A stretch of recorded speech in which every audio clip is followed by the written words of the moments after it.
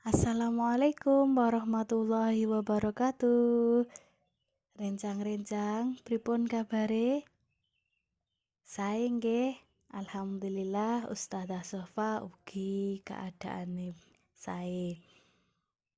Dinten menika kita belajar nopo? Leres bahasa Jawa. Nah, saderenge kita mulai, monggo sareng-sareng maos doa rumiyin. Bismillahirrahmanirrahim.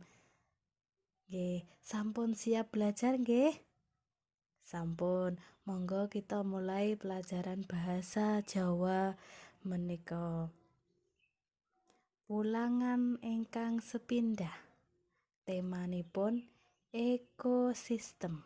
Nah, napa iku ekosistem? Saderenge rencang-rencang saged maos teks wacan ingkang judule alas kang migunani. Nah, saking maca teks, muga-muga sampeyan sedaya saged mangerteni bab kang gegayutan karo ekosistem. Nah, temanipun pembelajaran dinten menika yaiku bedakne karangan loro. Apa iku karangan loro? Yaiku karangan deskripsi lan karangan narasi. Jajal saiki bedakno karangan loro ing ngisor iki. Ingkang sepindah judule Banteng. Ingkang ping kalih judule Insinyur Soekarno. Ingkang sepindah rumiyin nggih Banteng. Banteng kagolong kewan kang nyusoni anake.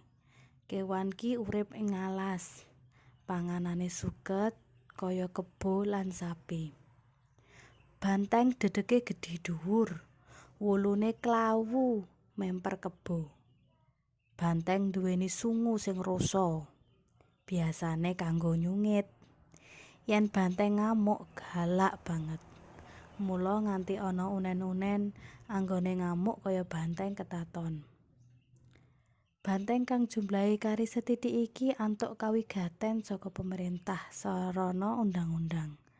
Sapa wae sing beda apa maneh mbedhil kena sanksi pidana. Nah, lanjut karangan sing kaping kalih, Insinyur Soekarno. Insinyur Soekarno Presiden Republik Indonesia kang kawitan.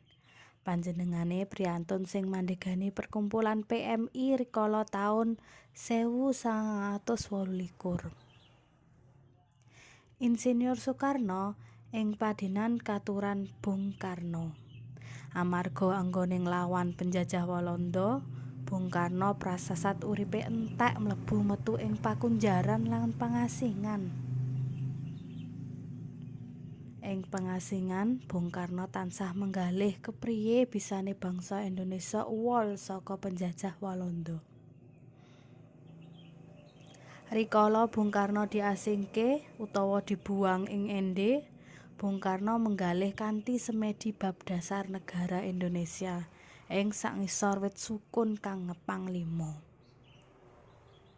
Sakundure Bung Karno saka pengasingan, rikala semana tanggal 1 Juni 1945. Panjenengan ing sidang BPUPKI ngucapake pidato bab dasar negara Indonesia yaiku Pancasila. Tanggal 17 Agustus 1945, Bung Karno lan Bung Hatta minangka wakil bangsa Indonesia mroklamirake kamardikan Indonesia. Jalaran saka kekendelane Bung Karno mroklamasikake kamardikaan, temahan dicekel Walanda lan dibuang menyang Yogyakarta. Insinyur Soekarno bali meneh dadi Presiden Republik Indonesia taun 1945. Jiwa kepemimpinan lan perjuangane ora tau mandeg. Meh kabeh wektu uripe mung kanggo ngabekti lan labuh marang nusa, bangsa lan negara. Nah, saderenge kita bedakne napa niku karangane jenise. Nah, jenis-jenis karangan wonten gangsal.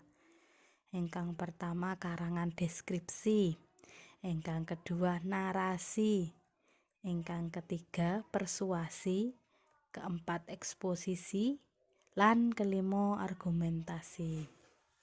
Nah, tema sakniki ingkang dibahas namung kalih, yaiku karangan deskripsi lan karangan narasi. Terus jujur nopo niku karangan deskripsi? Nah, monggo kita sareng-sareng sinau bareng. Nggih. Karangan deskripsi iku wacan kang isine nuduhake utawa nggambarake semu barang kanthi cetha, jlentreh, jlimet sehingga sing maca kaya-kaya bisa ndeleng, ngrasakake, ngrungokake utawa ngalami dhewe. Nah, ciri-cirine pun sakmenika. Ingkang kaping setunggal nggambarake objek tartamtu kanthi cetha. Nah, contone wau banteng. Banteng niku digambarne secetha-cethane. Dengan apa? Gambaran objek digawe secetha-cethane karo apa-apa kang gegayutan karo pancadriya. Contone banteng kuwi mau mangane karo suket. Nah, terus awake gede dhuwur. Nah, sampai ciri-cirine jelas cetha. Nomor 3, tumrap pemaca kaya-kaya ngrasakake utawa ngalami dhewe kedadeane.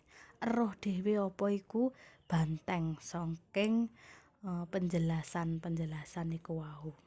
Critoken wacan deskripsi ana gegayutane karo pancadriya kayata rasa, ukuran, werna, swara lan sapanunggalane. Contone ukurane gedhe, wernane klawu. Nah, iku mau jadi karangan deskripsi menika karangan ingkang menjelaskan. Nah, nggambarake semu barang kanthi cetha. Lanjut sing selanjutnya bedane nopo kalih karangan narasi.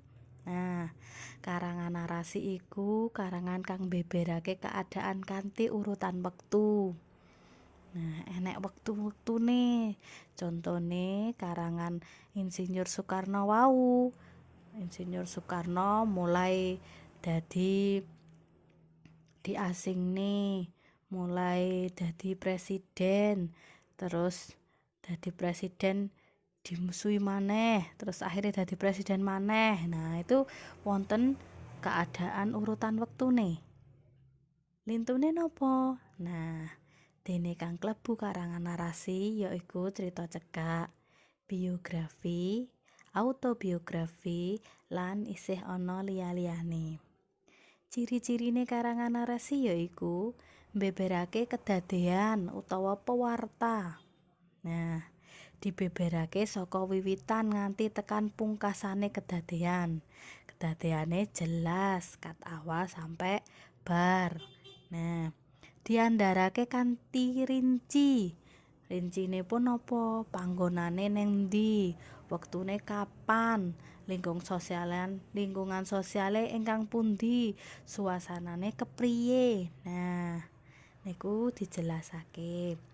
Terus sing terakhir mamerake peraga kedadean. Nah, nek sing dipamerne peraga kedadeane kuwi mau. Sampun cetha nggih sakniki napa niku karangan narasi, napa niku karangan deskripsi. Nek sampun, monggo latihane dipun garap gladen 1, gladen setunggal, gladen kalih, kalian gladen 3. Mengke dikumpulkan teng ustadzah. Tasik semangat nggih sekolahe.